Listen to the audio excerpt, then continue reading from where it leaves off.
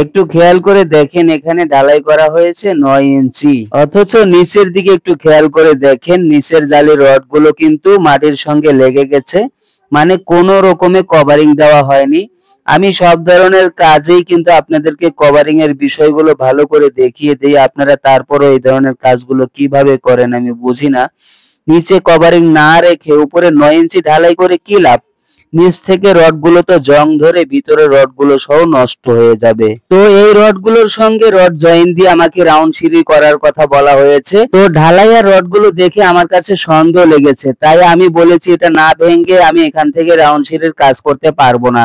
এতে কিন্তু এখানকার ঠিকাদার আমার উপর রেগে গিয়েছে, বলছে হ্যাঁ আমরা ফ্লোর ঢালাই করেছি, আমরা কি না বুঝে ঢালাই করেছি?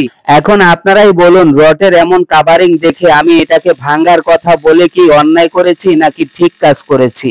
নির্মাণে allrounder allrounder allrounder Mohammad Hafizul Islam Jibon ভাই জীবন ভাই জীবন ভাই।